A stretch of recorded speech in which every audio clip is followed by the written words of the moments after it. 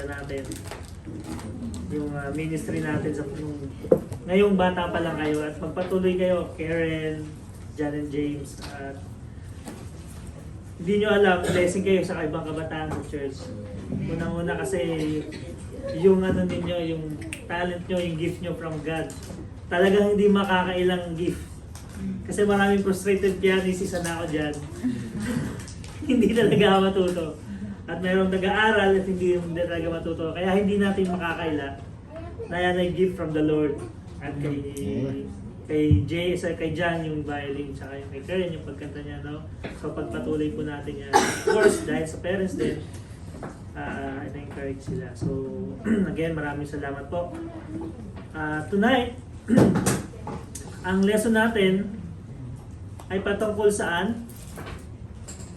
Kung nasusundan po natin yung ating lesson, 1 year discipleship, na naging 2 years discipleship. Amen? So 2 years na tayo, no? Pang second year na, no? So, November tayo nag-start. At kung babacktrack po natin, no, sa loob ng isang taon, after a year, if not exact, nadagdagan po tayo ng preachers. And praise Amen. God po sa buhay po ng mga men na nag-step up dun sa calling na mag-share ng salita ng Panginoon. Di ba nakakatakot? Sabi naalala ko dati si Brother Kirby.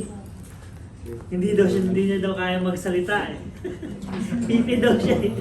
Pero di ba, kayo mismo ang witness, no? No, kayo mismo ang witness kung paano gamitin ng Panginoon yung mga puso talagang magpagamit sa Panginoon. No? Kasi hindi naman talaga tayo yung kikilos kung talagang design natin is tutulungan talaga tayo ng Holy Spirit. No? Meron tayo isang scientist na teacher din last week. So, ganun din naman si Brother Eli. No? At salamat po sa Panginoon sa paggamit sa atin at pag po tayong panghihinaan ng loob. Kasi pag may pinanghinaan sa ating loob, damay-damay yan. Amen? So magandang gabi po muli. So ang lesson po natin last week ay patungkol sa abortion.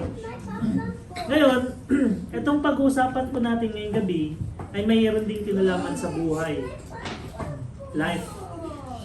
At speaking of life, no?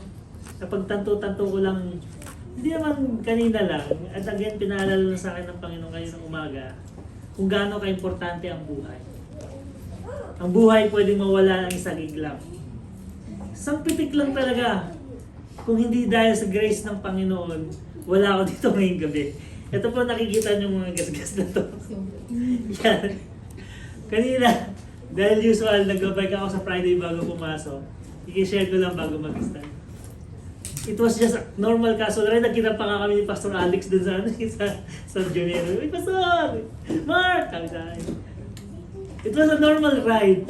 Then, this road, na normal na dinadaanan namin, nagkaroon ng reconstruction yung manhole. Yung manhole, tinaas. At hindi yun isang manhole series siya. So, doon ako sa unang manhole, tinaas siya. Na hindi ko napansin. Pagdukot ka ng cellphone, nag-video sana. Nakaisang hawak ako, tapos sabi ko, uy! So, to make the story short, gumulong ako. Gas-gas lang naman. Praise God kasi wala akong bali ng buto. And which is normally fracture sa dito. Kahit simple lang, kahit mabagal lang. And hindi ako napadpad dun sa may side ng sa sasakyan. So sabi ko, isipin mo kung kung hindi dahil sa grace ng Panginoon, wala na ako ngayon, wala na, maaaring hindi na ako nakauwi sa family ko, no? So dito makikita natin, no, sa despite sa pangyari, yung mga nangyari sa buhay natin, talagang merong kinakawalan ka ng Panginoon, eh, no? Hindi mo masabi paano, pero in a way, na nakikita mo na yung importansya ng buhay, no? Kung gaano ka-importante yung buhay, at ano ang purpose mo talaga, saan mo ba ito uubusin, no? So, ngayong gabi ito, pag-aaralan natin yung evolution, no? Sa salitang evolution, ano yung unang-unang pumapasok sa atin? Charles Darwin, di ba? Sige po, before we start, let us open in prayer. I would request the kids, you can play dun sa mga below 5, but be quiet. Pero dun sa mga above 5, please listen. Okay? Sige po, let us close our eyes and let us put our presence in our Lord Jesus Christ.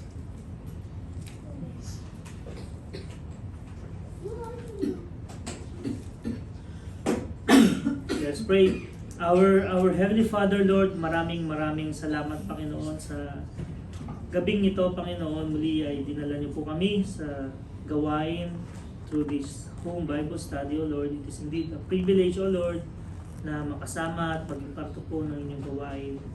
At salamat, O Lord, sa protection niyo sa bawat isa. Salamat, O Lord, sa life na inyong binigay sa amin, sa kalusugan, despite of the circumstances na nangyari sa amin, despite of the sickness na aming pinaraanan, ay you continue provide us, Lord, the strength that we need to continue forward, O Lord. Maraming salamat sa inyong grace, sa inyong provision, sa inyong awa, Panginoon, sa pagdadala sa bawat isa ngayon, Lord.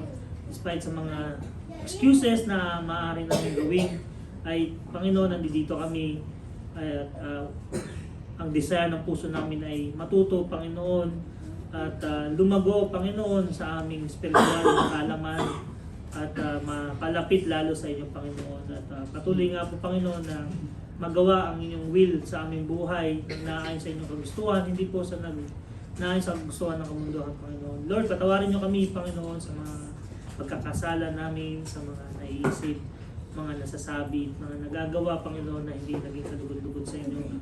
Salamat sa patuloy ninyong pagtanggal sa mga isipan naming mali, Panginoon, sa mga bulong ng kalaban, Panginoon, sa tuwing kami ay panghihinaan. Ay gamitin niyo po ang bawat isa sa amin na maging kalakasan at paalala sa amin, Panginoon, ang ginawa ng inyong bugtong na anak ng Kristo na siyang namatay sa amin upang kabayaran, Panginoon, ang aming kasalanan at kami po ay makasama ninyo sa inyong kaharian, Panginoon. Lord, maraming salamat, O Lord, and as we study tonight, patungkol sa salitang evolution, Panginoon. Indeed, ito ay hindi biro, hindi simpleng salita, Panginoon, dahil maaaring ito makabulag at makapagbago ng paniniwala, ang pananampalataya ng isang tao, Panginoon, kung kami po ay hindi matututo ng naayon sa inyong salita at bari kami ay madala ng katalinuhan ng kamunduhan, Panginoon. Lord, tulungan niyo kami maunawaan ito, mangusap kayo sa puso ng bawat isa. Gamitin niyo ako, Panginoon, upang yung maging tagapagsalita. Ibalik niyo, Panginoon, ang aking mga nabasa at naaral ng ma-share ko po ng maliwanag at naayon lamang sa inyong salita at hindi sa aking opinion, Panginoon. Guide niyo ako, Panginoon, through the help of your Holy Spirit at bigyan niyo po ng wisdom kaming lahat. Paano namin ito, Panginoon, ay ma-apply at ma-share sa ito pang mga tao na nakapaligid sa amin, Panginoon.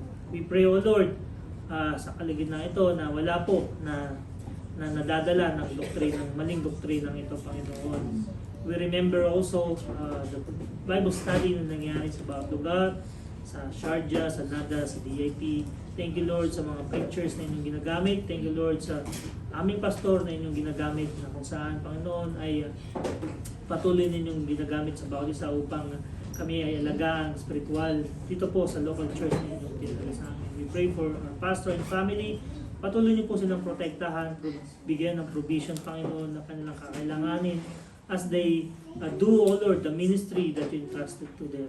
Lord, we pray, O Lord, sa mga plano at design ng aming pastor ay sumuporta ang bawat miyembro ng inyong church dahil kayo ang aming leader at hindi po nakatingin sa tao lang, Panginoon. Maraming salamat po muli sa bahay na ito, sa tahanan ni Brother Kirby, tahanan ni Sister Joy and family.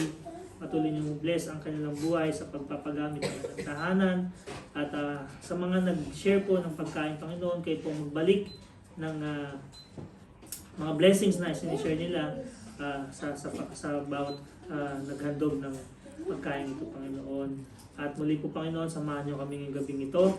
Kaya lamang po ang mapapurihan. All of this we pray in the name of our Lord Jesus Christ. Amen. So magandang gabi po muli sa lahat.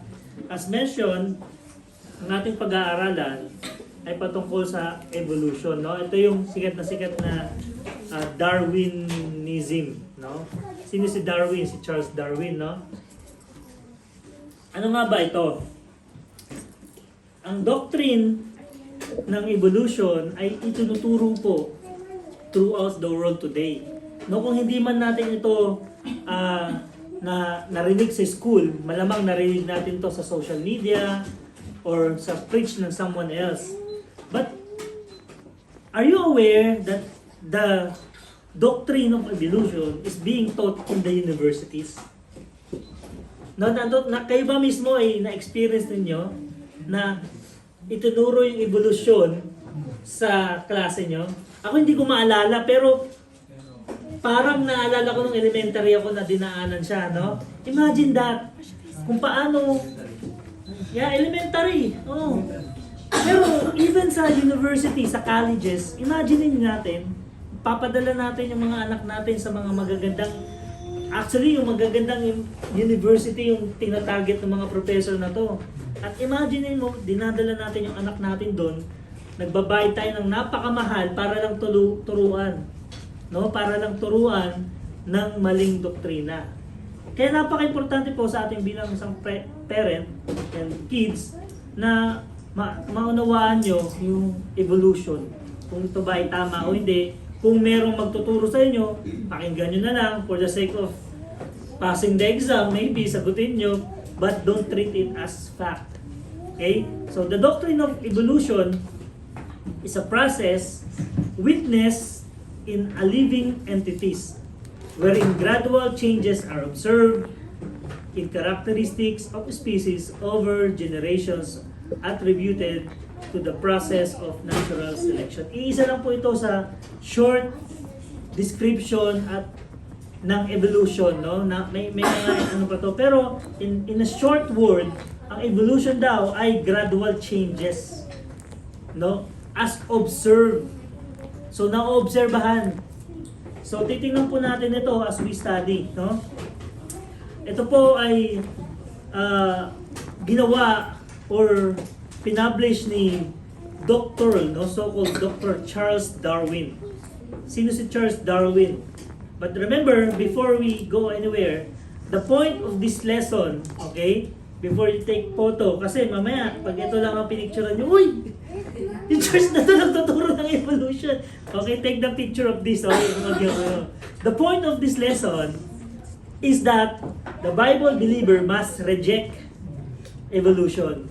I repeat, kids, read this one. The Bible believer must reject evolution. Take note of that, okay?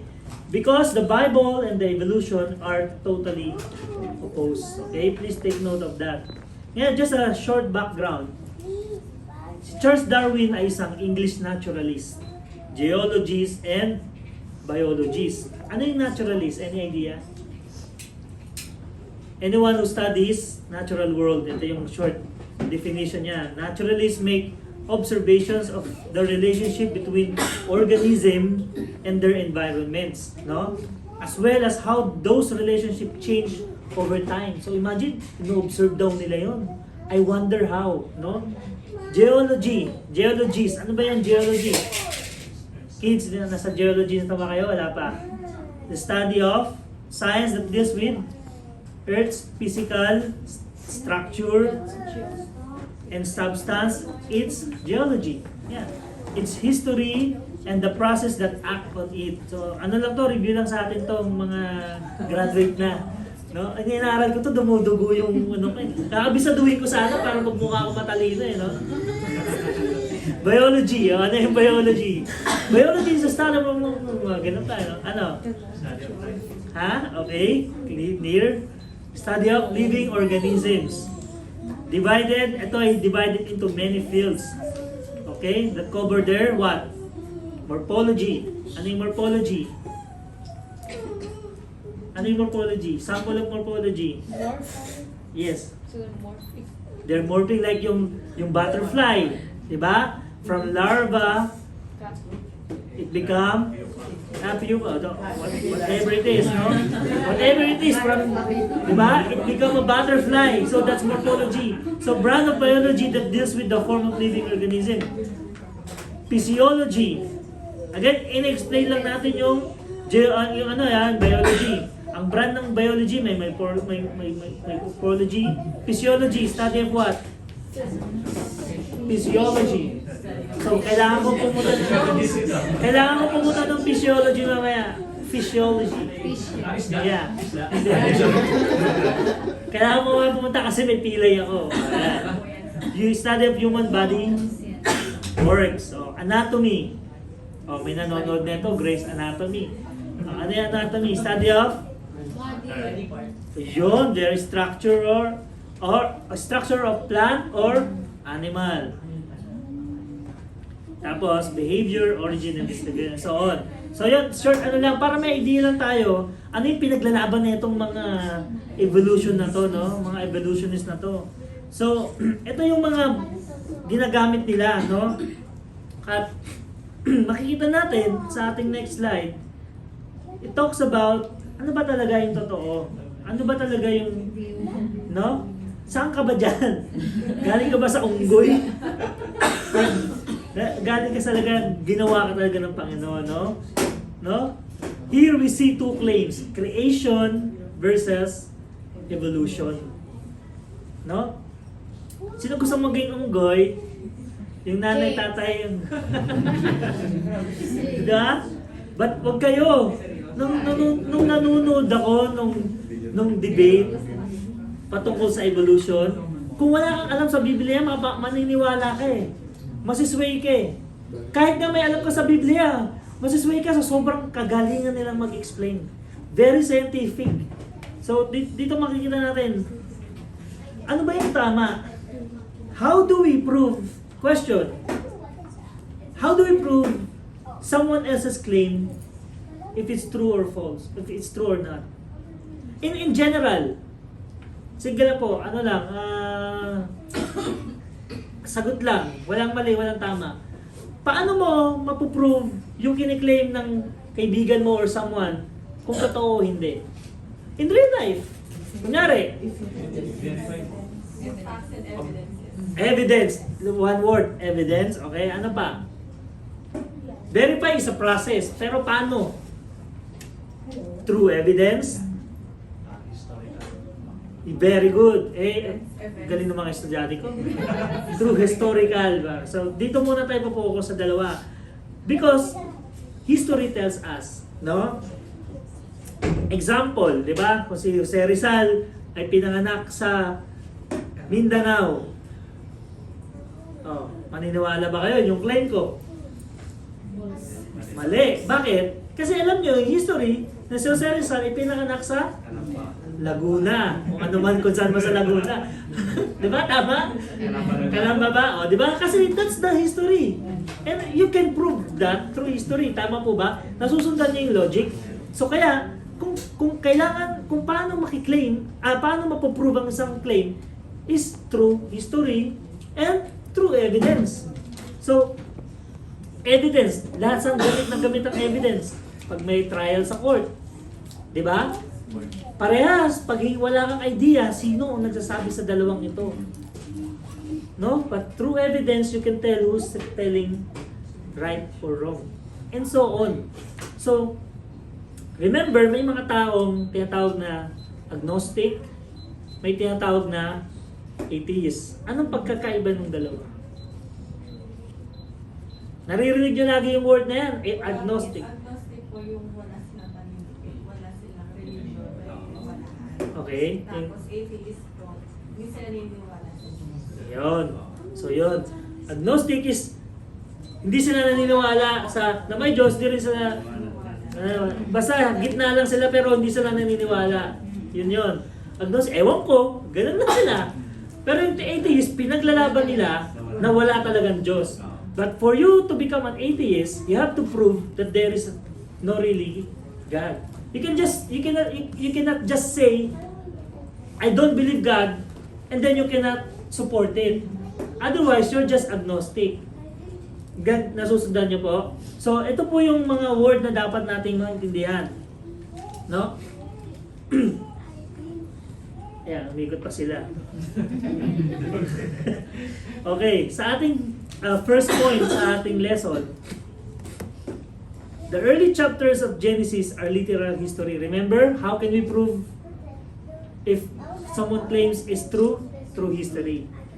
Ang early chapters po ng Genesis, which is the first 11 chapters, are written as a literal history. Talagang literal na history siya, hindi siya gawa-gawang pabula, hindi siya gagawang poetry or something, no? There are 64 geographical terms, 88 personal names, 48 generic names, and at least 21 identifiable cultural items. Take note, identifiable, because until today, yung cultural practice nila ay nangyayari, no? Such as gold, bdellium, onyx, brass, iron, copper, wood, bitumen, mortar, brick, stone, harp, pipe, cities, and towers. In those opening chapters, the significance of this list may be seen by comparing it, for example, with the paucity of references in the Quran. Ano ibig sabihin yan? Yung paucity, yung ibig sabihin kakulangan. Pag kinumpare daw yung Bible dun sa book na dito, mas maraming proof yung Genesis pa lang itself kumpara dun sa Quran. Yung paucity is kakulangan, okay? Than the whole of the Quran. Imagine than the whole, pero Genesis pa lang sa Bible. Every one of these items presents us with possibility of establishing the reliability of our author. Ito pa ang isang dapat natin maunawaan. Sa isang claim, dapat reliable kung sino yung author. Tama po ba? Kasi paano mo paniniwalaan yung binabasa mo kung yung author is hindi reliable? Again, the content transcends into the description of the real world rather than recounting events belonging to another world or level of reality. So what does this mean? If the places mentioned po dun sa history, hindi na po natin babasahin yung, gusto niyo po bang basahin? Chapter 1 to 11? Bago rin tayo. Hindi na po natin babasahin. Bibigyan nyo na lang po kayo ng overview. Kasi sa lesson natin mismo, hindi na eh. Actually, pag binasa natin to hanggang next Friday tayo dito. Okay? So, what does this mean? No? Kung yung mga lugar po na nabanggit sa history can be proven existing up to this date, it makes the story reliable. Tama po ba? No? Wala naman sigurong magdi-disagree dyan. Second, also, it is amazing how the Bible tells us that not just history, but even tells us what is the shape of the earth. Imagine niyo po, during those times, wala pa namang NASA. Wala pa namang spaceship na lalabas. Wala pa namang kung ano-anong technology. Pero paano naisulat during those times na ang earth ay bilog kung hindi ikaw ang naglalang? Nakikita niyo po yung yung amazingness nung nagsulat. Paano mo naman bilog? Kasi kung ako nga ngayon mismo at wala akong connection sa mundo, flat ang earth eh. Or minsan, iisipin ko, nasa loob ako. Kasi dati talaga, nung bata ako, kala ko nasa loob ako. That is normal in every kid na nagkakaroon ng mulat. Akala ko dati, nasa loob, kasi nasa tinuturo na bilog yung earth eh. Pero akala ko dati, nandoon ako sa loob ng bilog. Hindi pala, imagine mo, nandoon tayo. And how amazing the Bible tells us that the earth is circle. Basahin po natin. Kids, I want you to read this one. If somebody told you that earth is flat, for some reason, edi wow. Just take it for a right answer para lang tama yung turo sa inyo, okay? But the reality and the truth tells us, Isaiah 40:22, yung verse. Isaiah 40:22. I want you to read John. James 40:22. Kahit yung first 42.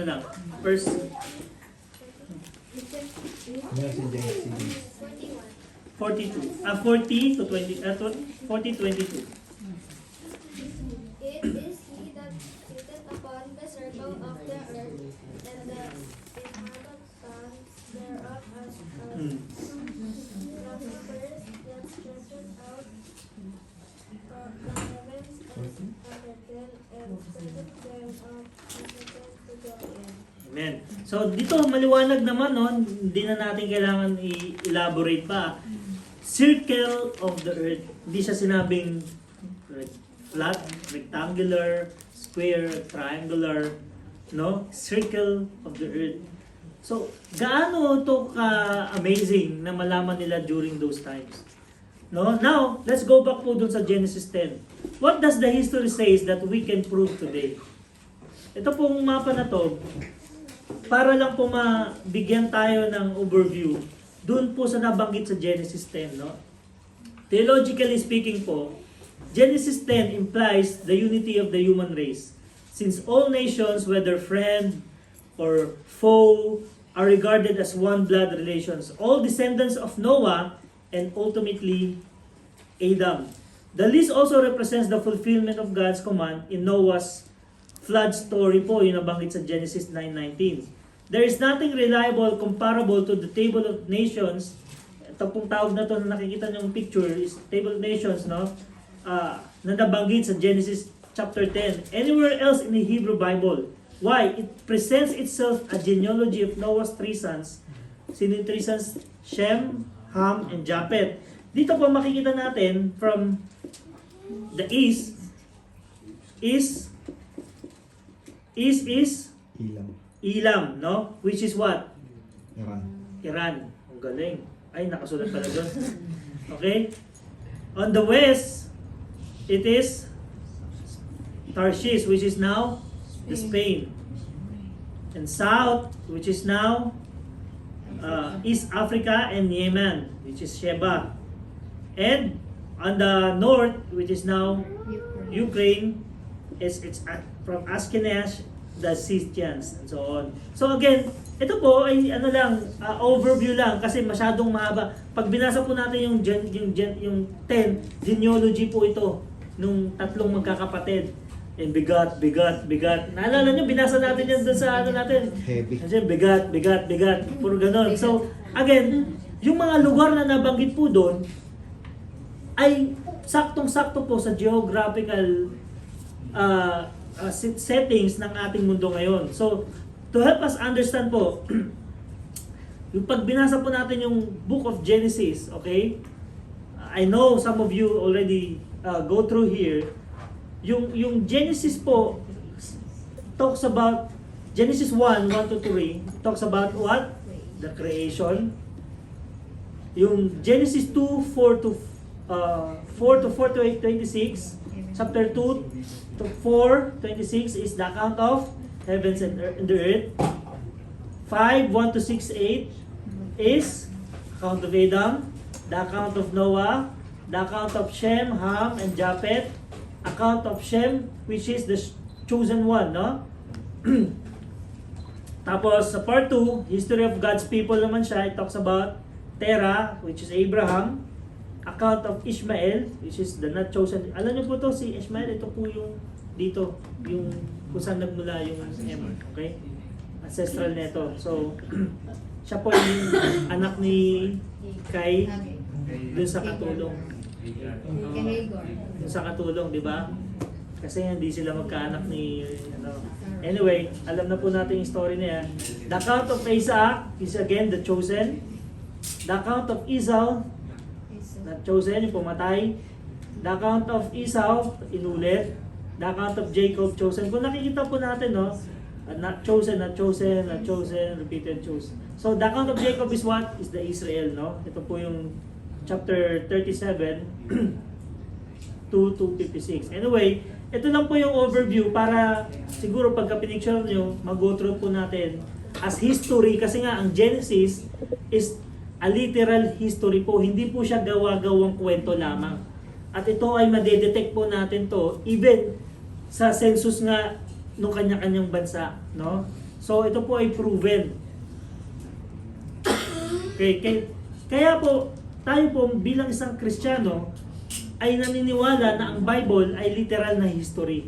No, hindi po natin to pwedeng sabihin na sulat lang to para makontrol ang tao. Kasi ito yung claim ng evolution eh. Na yung Bible daw ay ginawa lamang para lang makontrol yung tao. Ay hindi. Isang napakalaking hindi. Kasi kayang i-prove ito through evidence and through history. Okay? The more na maging reliable po na magiging reliable po ang Genesis history, kasi si Jesus po mismo ay ginagamit niya ito during his discipleship, during his ministry. At makikita po natin yan sa ating next point. Ang sabi dito, Genesis is cited as history by Jesus. Basahin po natin itong Luke 17:26 to 32.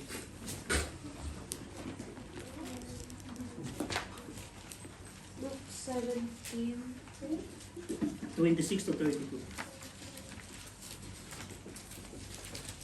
Luke 17:26 to 32. Yes. And as it was in the days of Noah, so shall it be also in the days of the Son of Man. They did eat, they drank, they married wives. They were given in marriage until the day that Noah entered into the ark. And the flood came and destroyed them all. Likewise, also as it was the days of Lot, they did eat, they drank, they bought, they sold, they planted, they built. But Amen. the same day that Lot went out of Sodom, it rained fire and brimstone from heaven and destroyed them all. Even thus shall it be in the day when the Son of Man is revealed. In that day he which shall be upon the housetop, and his stuff in the house, let him not come down to take it away. And he that is in the field, like him, let him likewise not return back. Remember Lot's wife. Amen. Ito pong account na ito is when Jesus Christ was teaching about the kingdom of God, no? Ginamit po niya yung nangyari sa past para ipakita sa kanila na ganun din ang mangyayari sa time na to before the kingdom will come. No? Yung situation is ganun din. Kaya at is written that is Noah, no, yung Noah is si Noah, ito binanggit din yung ginagawa ng mga tao sa 27, they did eat, they drank, ito rin yung nangyayari ngayon. Actually, nauulit lang eh. Di ba? Tao ngayon, anong ginagawa? They eat, kain, drunk, maraming asawa, no? Until the day of, until to the ark. Inulit lang. Ano pa? Likewise, also, it was in the days of Lot. Ano? Inulit na naman. They drink. But the same day that Lot went out to Sodom, rained fire, brimstone. Even thus shall it be the day of the Son of, diba? Even thus. Sino tutukoy dito? When the Son of Man is revealed. Who is this? Jesus Christ. In that day that we shall have, upon housetop and staff in the house, let him not come down to take away in the field, and let him likewise not return back. Remember Lot's wife. So again, Jesus himself, in this account, is referring to the book of Genesis, no? As history. Ano pa po? Sa Mark 13:19, binanggit din po. Mark 13:19. For in those days shall be affliction, such as was not from the beginning of the creation which God created unto this time, neither shall be. Amen. This is about the great calamities that shall befall to the Jews. Itong Mark 13 na to. No, binanggit din po dito yung creation na nabanggit sa Genesis. Again, he's citing back to the book of Genesis. Ano pa po? As Genesis po na ginagamit ni Jesus Christ as history. Nung kausap niya yung mga Pharisees concerning sa divorce sa Matthew 19:46 po, basahin natin. Matthew 19:46. And he answered and said unto them, Have ye not read that he which made them at the beginning made them male and female, and said, For this cause shall a man leave father and mother, and shall cleave to his wife, and they twain shall be one flesh. 6. Wherefore they are no more two, but one flesh. What therefore God hath joined together, let not man put asunder. Amen. So, paano ito nire-relate? Ito yung si Adam and Eve. Di ba? Doon sa Genesis, no? And also, binanggit din po sa Mark 10, 6 to 7. 6 to 7. 7, but from the beginning of the creation, God made them male and female. For this cause shall a man leave his father and mother and cleave to his wife. Amen. So this is again in relation dun kay Adam and Eve. Again, also binanggit din po sa Matthew 23 to 25. Matthew 23 to 25, yung account ni Cain and Abel, basahin po natin. Matthew 23:35. 35.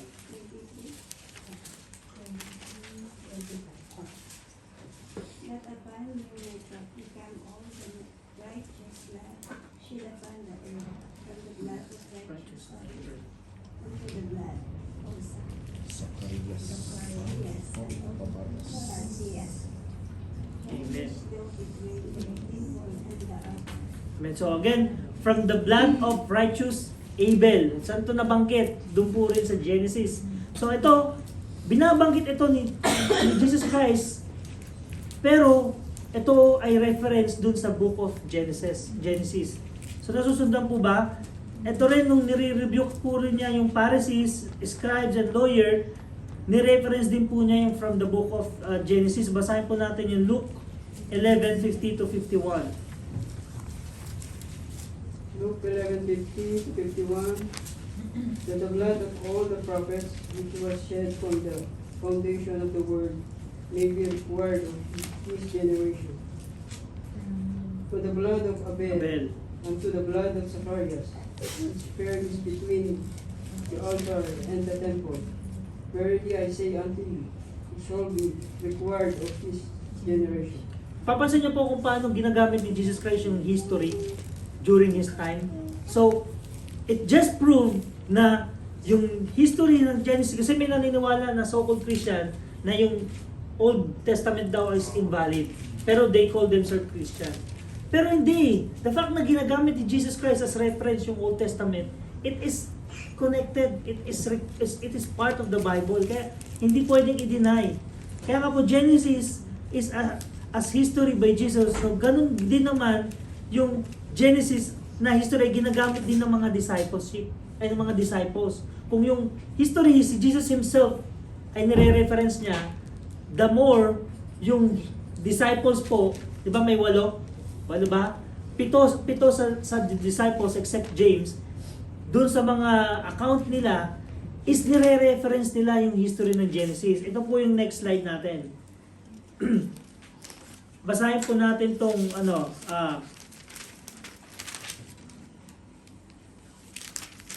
okay, wala siyang verse. Genesis 1 to 11 is cited in the history kasi sobrang dami nga eh. So hindi na nagbigay ng sample, no? Ang sabi dito, yung Genesis 1 to 11 ay reference din ng 7 of the 8 New Testament writers, except James as I mentioned earlier.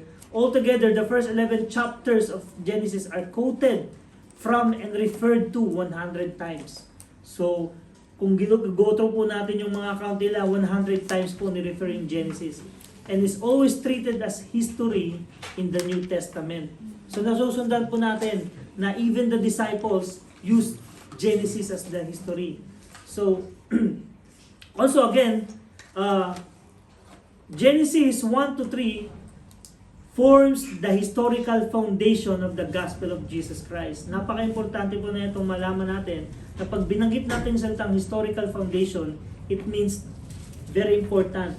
Like the foundation of the building, kung wala ang foundation ng building, babagsak. Ganon din naman po na pinapatotoo nito or binavalidate niya yung claim nung nagsasabi na yon. Nasusundan po natin. At ang Genesis po 1 to 3 indeed validates the gospel of Jesus Christ. Why? How? Basahin po natin yung genealogy ni Jesus Christ. It backtrack po dun sa Genesis. Paano? Ito po dito tayo magba-Bible drill. Basahin po natin isang verse, isang tao po Luke 3:23 to 38. Medyo mahaba po ito. Kaya isang verse, isang tao po tayo. Luke 3:23 to 28. Luke 3:23. And Jesus himself began to be about 30 years of age, being as was supposed the son of Joseph, which was the son of Eli. 24, which was the son of Matthat, which was the son of Levi, which was the son of Melchi, which was the son of Jana, which was the son of Joseph. Which was the son of Matthias, which was the son of Amos, which was the son of Nahum, which was the son of Esli. which was the son of Nahum, Which was the son of Matthat, which was the son of Matthias, which was the son of Semei, which was the son of Joseph, which was the son of Judah. which was the son of Jonah, which was the son of Resa, which was the son of Zerubbabel, which was the son of Shealtiel, which was the son of Neri, Verse 28, which was the son of Melchiah, which was the son of Abian, which was the son of Kotham, which was the son of Elmodam, which was the son of Er. 29, which was the son of Osi, which was the son of Elizur, which was the son of Joram, which was the son of Matthat, which was the son of Levi. 13, which was the son of Simeon, which was the son of Judah, which was the son of Joseph, which was the son of Jonan, which was the son of Elaki. 31, which was the son of Melea, which was the son of Menan, which was the son of Matthias, which was the son of Nathan, which was the son of David. Which was the son of Jesse, which was the son of Obed, which was the son of Boaz, which was the son of Aaron, which was the son of Eson, which was the son of Aminadab, Mas madali sa which was the son of Era, Anak the son of Esau, which was the son of Pares, Ni which was the son of Matapanas. 34, which is the son of Jacob, which is the son of Isaac, which was the son of Abraham, which is the son of Haran, which was the son of Nahor. Which was the son of Saul? Which was the son of Jacob? Which was the son of Palet? Which was the son of Eber? Which was the son of Sam?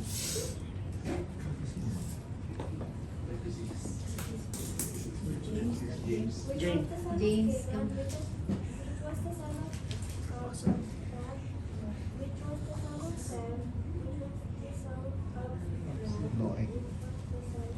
Lamek. 38. Which, verse 37, which was the son of Methuselah, which was the son of Enoch, which was the son of Jared, which was the son of Malil, which was the son of Canaan. Which was the son of Enos, which was the son of Seth, which was the son of Adam, which was the son of God. Amen. Nakita nyo? Amazing, no? Talagang dinetali, no? From may senso. Di ba? Imagine ninyo, si Jesus Christ proves that He is the Son of God. Nasa lineage siya. Di ba? Ikaw itutuloy natin sa... No? Sino kaya yung anak ni Jesus? Wala naman siya anak. So again, tingnan nyo, no? Ang amazing lang nung Bible. Kasi, at nadaanan ko lang to, pero nung naaral ko, ngayon lang talaga ako na-amaze eh. Talagang ang galing ng Bible kasi, hindi po pwedeng pagkaila eh. No? Pagka ni-research daw to, itong mga tao na to, talagang they really live their life. Hindi siya ginawang istorya. Again, kaya makikita natin na yung kung wala ang Genesis, wala tayo, kung hindi nasulat yung Genesis, Walang reference. walang Jesus Christ. Walang creation. Kung walang creation, walang Jesus Christ. Kaya, sino magsasabing may evolution is true? Kaya nga po, dito makikita natin, isa pa, si Adam kinompare to Christ. Basahin po natin ito, Romans 5:12 to 19.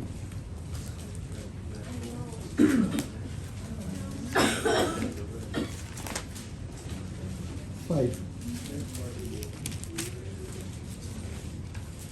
Sige, 12 to 19. Wait. Adam is compared to Christ. 12.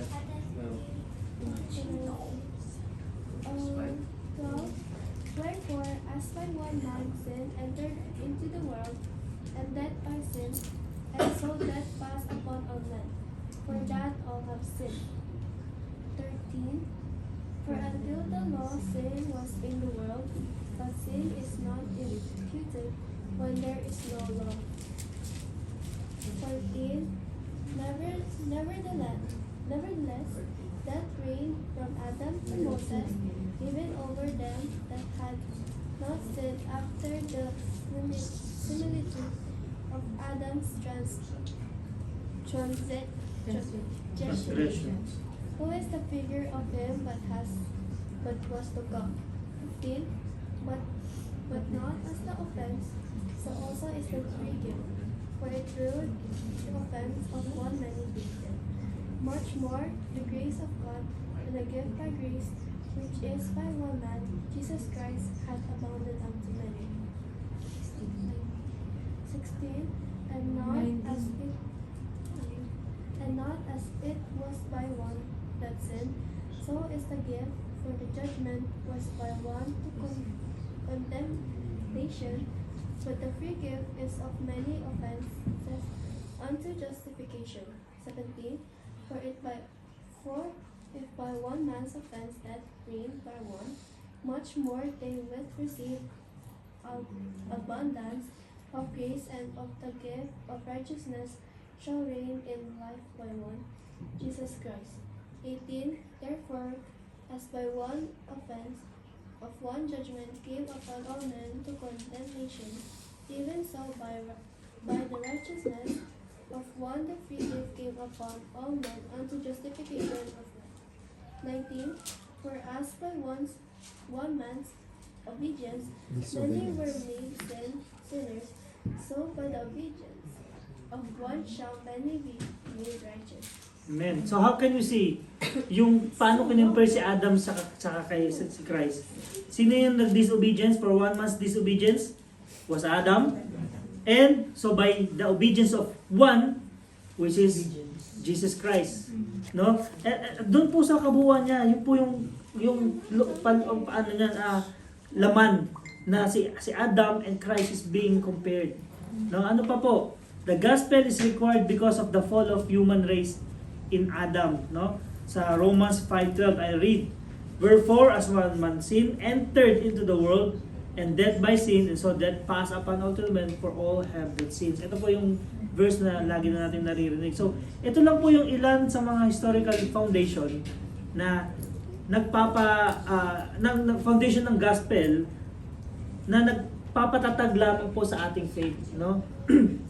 Ang tanong, yung evolution ba ay pwedeng i-relate dito sa gospel? No? And that's the next slide. Tingnan po natin. The teaching of Genesis cannot be reconciled with the teaching of evolution. Bakit po? Sa Genesis po, no, ang sabi dito, says God created the world and everything, ilan? In 6 days, no? He rested on the 7th day. But in as opposed po ng evolution, 2 millions or billions of years, the day of creation in Genesis were regular 24 days lamang. With an evening and morning, di ba? Ito yung nabanggit sa Genesis 1, 5, 8, 13, 19, 23, 31. We'll not go through it po. At alam po natin, nabasa na po natin to. And this is repeated even po sa Exodus, no? Sa 20:10 to 11. So, paano natin masasabi na yung 1 billion or 1 million years na claim ay totoo? Again, babalik po tayo dun sa umpisa. Paano i-prove yung claim? History, evidence. Can it be proven by history? Can it be proved by evidence? But then the evolutionists claim that they don't believe in fate. How can you prove someone, something, some claim, if you cannot give historical foundation, if you cannot give evidence, and you don't believe in faith? Hindi nila matanggap na yung kiniklaim nila ay by faith. Yun nga lang, yung faith nila ay sa kanilang kaalaman. Our faith is founded by the Word of God. And that is the difference po ng evolutionist at creation. Nasusundan po natin. It's a matter of whom or what is the basis of your faith. The evolutionist clearly is founded by their own knowledge.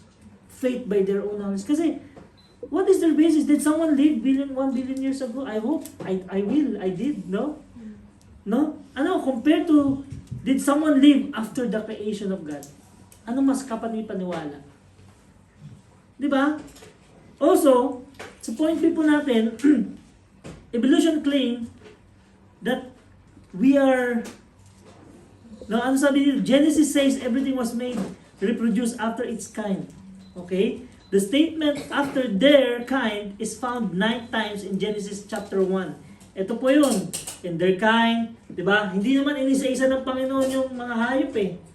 Di ba? Yung fish, in their kinds, di ba? Yung trees, in their kinds, di ba? Yung mga crawlet, in their kinds. So, alam na natin kung ano-ano yung mga in their kinds na yun.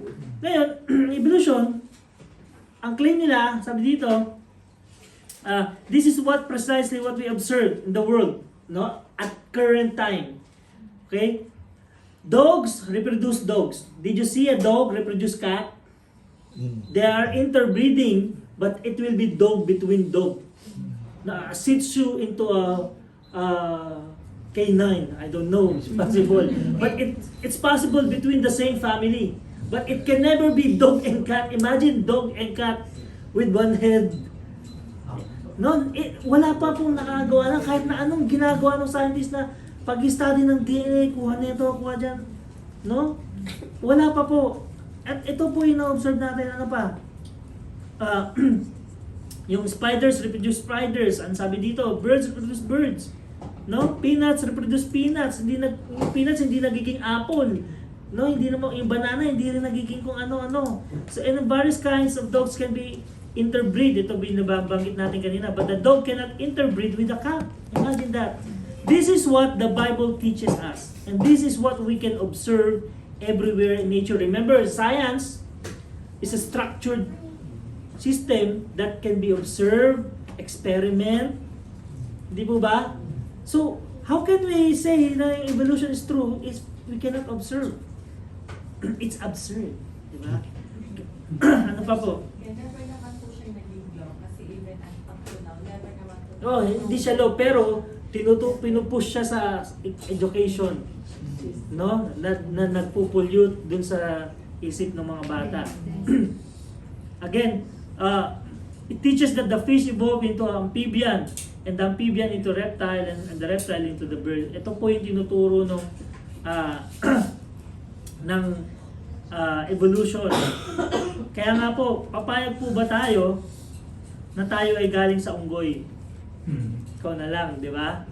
No? Or sabi pa ng evolution, maaaring nanggaling daw tayo sa ipis.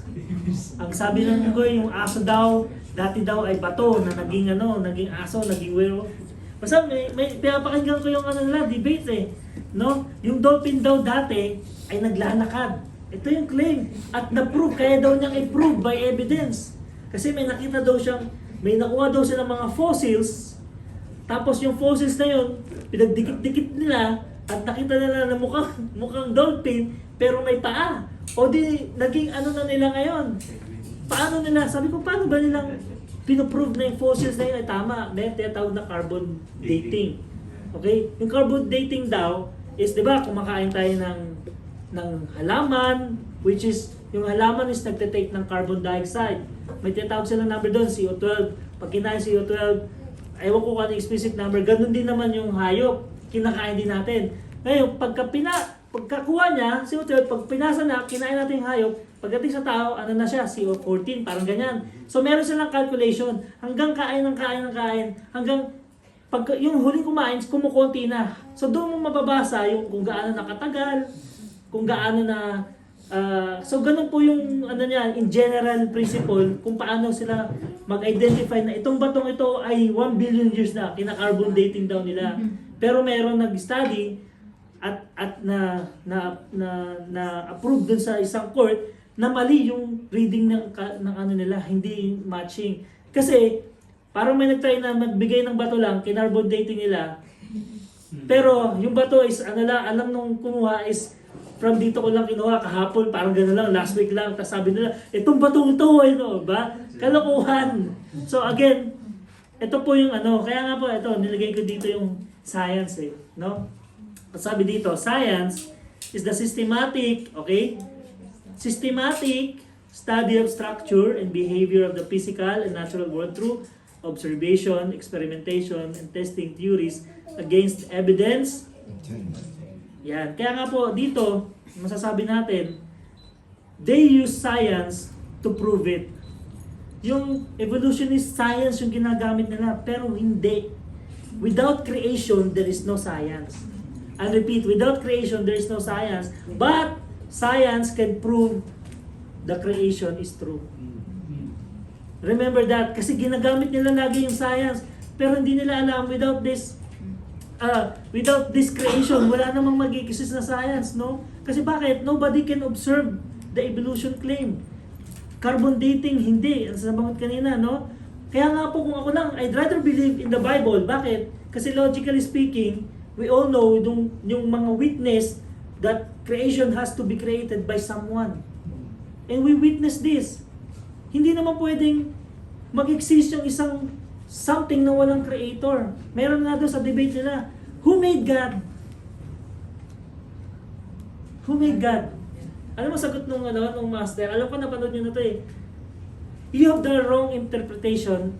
You have the wrong interpretation of my God. Kasi yung God ko, kung may gumawa, He is not worth worshiping for. Kasi creation siya eh. For example, itong computer na to, ang ganda ng logic niya. Yung gumawa ng computer na ito ay outside the computer. He cannot be inside the computer. So my God created me, created the world outside. He is not inside. Kaya yung interpretation mo na may gumawa is wrong enough. Kaya nga po, yung paint, wala namang paint, wala namang portrait kung walang painter. Tama po ba? Wala namang, wala namang kung ano-ano pa na gumawa nito kung walang creator ng gitara. Wala namang gumawa nito kung walang furniture maker. And so on. So, logically speaking, kung gagamitin yung science, systematic, observation, experimentation, we know that if something exists, there is a creator. It cannot be what? Anong nilalaban nila yung Big Bang theory? Na ano ibig sabihin nun? Na yung universe daw ay lumabas lang out of explosion and then blah, viola, may universe na. Yung sun, di ba? Again, napakalaking kalokohan po ito ng evolutionist. Ano pa po? Ano pa pong isang napakalaking kalokohan ng evolutionist? Is the teaching Genesis says man had the ability to use language from the beginning, okay? So that he might communicate with God. But according to evolution, language evolved from animal grunts and squeals. Imagine that. So yung salita daw natin na nagsimula sa tapos di nagkakaintindihan, nagkaroon ng sinong bansa? Ganun lang daw dati. Ganun lang, imagine that. It is important to understand that even the modern archaeology says that writing began about 6,000 years ago, which fits the Bible. Okay? Record exactly as Joseph Nave. Ito po yung yung archaeologist na nag-prove. Ano pa? Isang kalokohan. Genesis says man had the ability to create an intelligent civilization from the very beginning. Adam's children raised cattle, created musical instrument, and work in brass and iron. Ito po yung nabanggit sa Genesis 4:23. Pero ang sabi ng evolution, on the other hand, evolution claims that man's civilizations began with the Stone Age pa lang, in which cave-like animals. Is that impossible? Is that possible? Di ba? How can you claim that yung civilization din nagmula ng Stone Age? So, paano yun? Di ba? Again, ito po yung mga isang kalokohan na nilalaban ng mga evolutionists. Ano pa po? Ano pa yung mga kalokohan nila? Genesis says that first man was created directly by God, and we all know about that. And what was the product of gradual evolution from the ape of kingdom? The Bible says Adam was the first man. We all know about that. And Eve is the mother of all men. Ano pa? Genesis says man is made in God's image. We all know about this, no? From the animals, and is different from the animals. Binanggit. Yan ang sinasabi na evolution. Okay? Genesis 1:27, evolution says man is an evolved animal. Imagine that. Hindi ko matake talaga tong claim. Kahit saan anggulo tignan. Hindi ko ba? Nakita lang na siguro yung katabi nila kamukhang unggoy. Nirelate na nila. Bakit may unggoy pa ngayon? Hindi pa naging tao, di ba? Hindi ko mag-gets talaga eh. Okay? Ano pa? Nakakatawa lang talaga eh, no?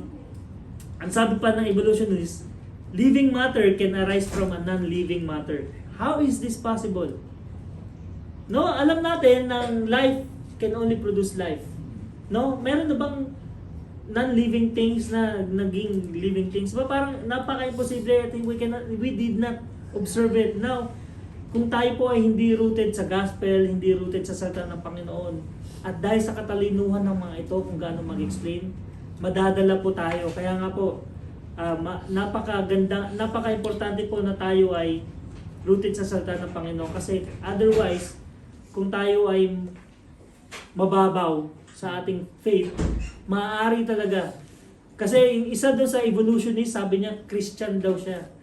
Pero dinidisregard niya yung creation. Imagine that. How can you say that if you're a Christian? Again, sabi pa sa Genesis 1:27, so God created man in His own image, no? Ito po yung isang napaka magandang foundation to tell the evolutionists that the image of God created Him, made male and female created He them. Sa ito po, mahaba ito pero kukunin lang po yung pinaka gusto kong itapik dito. Genesis says that the world was created perfect. Agree? Amen. God is a God of order. He created everything. Imagine mo po, kunting inches lang daw ang sa alignment ng is babagsak na. Ganun din naman sa cells natin, kunting lang, DNA or wala tayo. So, masyadong ang paggawa sa atin, we are created in order and perfect. Then fell under sin, has been deteriorating ever since. Magmula nung tayo nagkasala, doon lang tayo as we grow old, nagdi-deteriorate. Pero kung hindi daw pumasok ang sin, we will be living eternally, di ba? Eternally, immortally. So, this is consistent with everything we can observe. Everything is proceeding from order to disorder. Everything is deteriorating, running down. This is exactly what the second law of thermodynamics ito. Itong second law of thermodynamics, magiging science na naman tayo dito. Ito kasi yung nilalaban ng evolutionist. Ito yung ginagamit nilang system kung paano daw nabuo yung universe. Okay? Itong thermodynamics, sinong mechanical? Ito yung hate yata ng mga mechanical engineering. Sa exam, napakahirap daw nito. From the word thermodynamics, okay, para lang maintindihan natin yung salita. Greek word niya is therme, which is heat. Therme, heat, and dynamics is power or energy. So nakuha na po natin yung idea behind the word. Thermodynamic came from heat or energy, okay? Yung law of thermodynamics, apat yan may 1, 2, 3, 4. Ginagamit nila ng second law of thermodynamics kasi basically, pag sinabing second law of thermodynamics, it is a physical base of universal empirical observation. Mahirap intindihin. I-shortcut ko na lang. Law of thermodynamics is a heat and energy na nag-form, na nagbibigay ng magandang order sa umpisa, but in the long run, nagdi-deteriorate. Nakuha niyo po, yun yung principle ng second law of thermodynamics. Inirelate nila ito sa Big Bang Theory kasi nung umpisa daw na nag-Big Bang Theory, everything was in order. And then, as that years go by, everything is, which is really happening right now. Hindi. It is because of the sin, kaya nagdi-deteriorate. And that's what the Bible is saying. Nasusundan po natin. At ito yung nilalaban ng evolutionist. No? Kaya nga po ang argument nila, evolutionary theory contends that current species develop from earlier life forms. No? Nag-develop daw ito from for example, from ipis. Dati siguro itong bird or something. Ganun yan nila. Kung paano lang magulo. No? So, ngayon, tapos dati daw, yung tao daw, hindi yun nga, sabi ko kanina, tao daw hindi salta, tapos dahil nga, hindi tinatawag na survival of the fittest, hindi nila naniniwala. Survival of the fit, kung sino yung fitting. Ito yung term ng evolution. So, kaya daw ang tao ngayon is above sa kasi may intelligence, basta masyado sila. These earlier life forms were simpler in having fewer capabilities and less complex systems. So, as the time goes by, nagkakaroon daw sila ng mas madami pang capabilities. Therefore, evolutionary theory claims that organisms get better ordered every time. The second law of thermodynamics holds that entropy increases.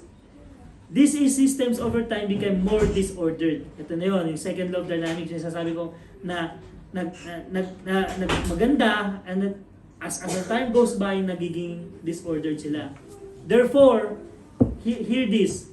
Both evolutionary theory and the theory of second law thermodynamics cannot be both correct. Bakit? Physics is a more basic or well-established field than biology. Therefore, we ought to prefer the second law of thermodynamics and reject the evolutionary theory. Masyadong malalim yung mga terminology nila. So, again, the bottom line here, Genesis says that the world was created perfect. Based on the Bible, it was said. But then, because of the sin, everything deteriorated. And that's the reason why God came to us, to save us, and so on and so forth. So, ito po yung binabanggit dito sa item letter E. And, lastly, Genesis says, everything was designed to fulfill God's purpose. It is true, di ba? Paano ka mabubuhay kung wala kang purpose? Imagine mo, ikaw ay nagmula lang sa isang, tumubo ka lang. Anong purpose mo mabuhay? Tumubo ka lang, tapos dumating, tapos natuto ka magsalita. Anong gagawin mo sa buhay? paano mo nalaman na, hindi mo ba? So, illogical na claim. Again, hindi na po natin ito lahat babasahin kasi it talks about the astronomic, we see design which is contrary to the theory of evolution, and so on. So, it just proves that the Genesis or the Bible tells us that life has a purpose. Unlike evolutionary, they don't have a purpose. Kung ano lang yung gustong gawin nila. So, saan ka mas maniniwala? Letter G, Genesis indicates that the Earth's history is only about 6,000 years old. Sa evolution, claims that it is billion years. Kaya napaka-imposible po na yung mga claim nila. No, again, as we end, I would like to share this testimony of Scripture. Ano nangyari? Wala, hindi na view. Doble. Okay. Kaya na mag-view. Ayan. Okay, take note of this. The testimony of the scripture po, no? The rest of the scripture gives us loud and clear testimony that the events in the book of Genesis occurred exactly as they were recorded. There are never any doubts cast upon the truthfulness of the events. To the contrary, many of the arguments for the need of Christ's death for the world's sins are based upon a literal understanding of Genesis. Summary, it is clear that the only consistent way to interpret the early chapters of Genesis is the same way the rest of the scripture interprets them. The early chapters of Genesis are written as actual history. Again, inulit po natin to. They are crucial to the Christian faith and must be understood literally. Hindi po siya poetry. They are the basis of the rest of scripture and are to be taken seriously. If the message of the Bible is to be taken seriously, as the psalmist wrote, ano pong sabi sa Psalms 11:3?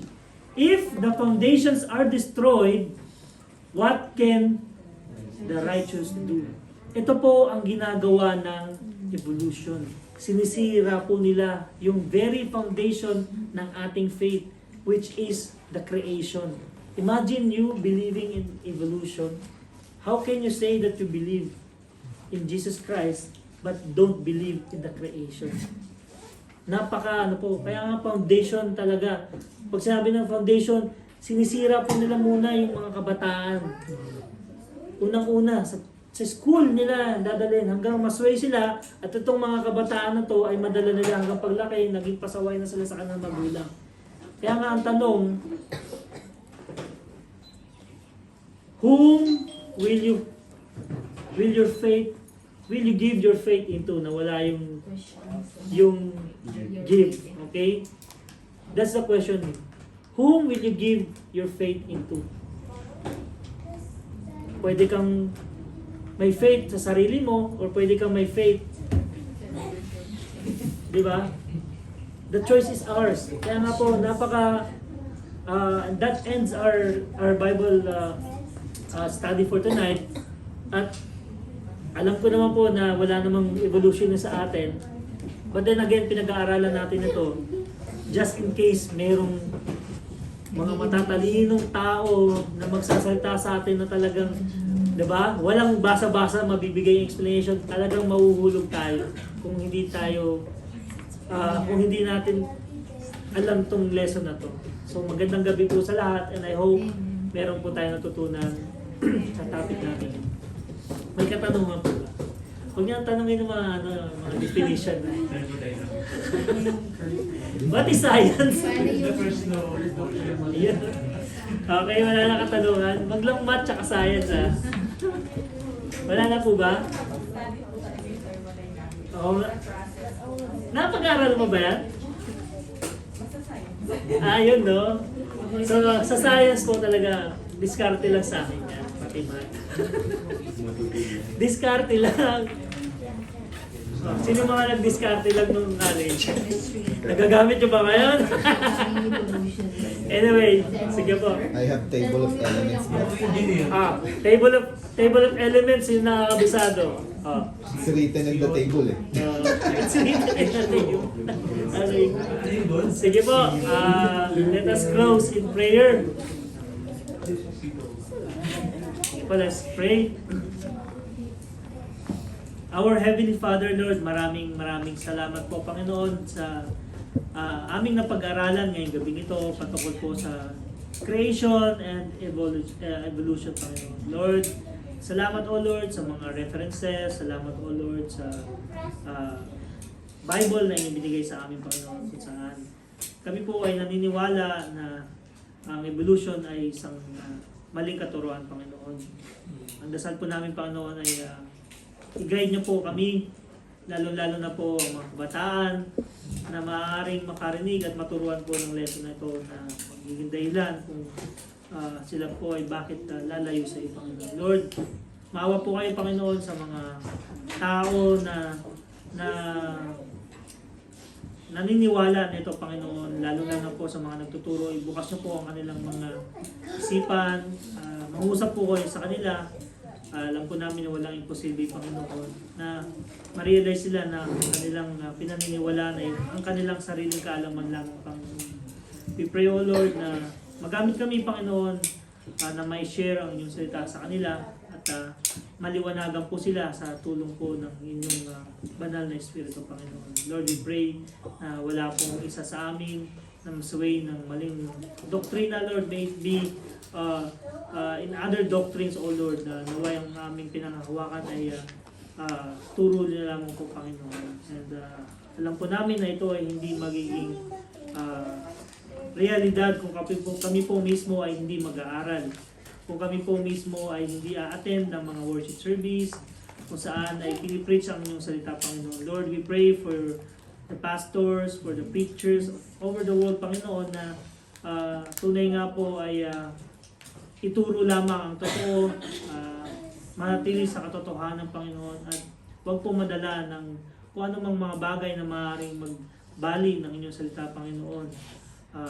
Ang sabi niyo nga po, Panginoon, ay maaaring sila ay maganda sa panlabas, sila po ay sa salita, binabanggit ng inyong pangalan, ngunit mali po ang intensyon, Panginoon. We pray, O Lord, na ilayo niyo kami sa ganitong mga katuruan at bigyan niyo po kami ng wisdom at tamang discernment, Panginoon, sa mga salita, sa mga message na amin naririnig at malaman po namin ito ay tama ba or mali, Panginoon. Lord, tulungan niyo kami, hindi po namin ito kaya nang wala kayo. At salamat, Panginoon, sa pagkakataong ito na kami po ay nakapag-aral muli ng salita. Lord, sa aming pagsasaluhan, O Lord, maraming salamat sa pagkain ito. Pagkalinisin niyo po ito, Panginoon, at maging kalakasan po sa pangatawan ng bawat isa. Salamat po sa naganda muli ng aming mga kain. At sa aming pag-uwi, Panginoon, kayo po ang gumabay at makarating po kami ng ligtas sa kanya-kanyang tahanan. At kami po muli ay magkaroon ng magkasama-sama sa darating na worship service sa linggo, Panginoon. Bigyan niyo po ang kalakasan ng bawat isa sa mga nagkakasakit. At even, O Lord, sa mga nagkakasakit spiritual, the more, Panginoon, ay kayo po ay magpalakas sa kanila.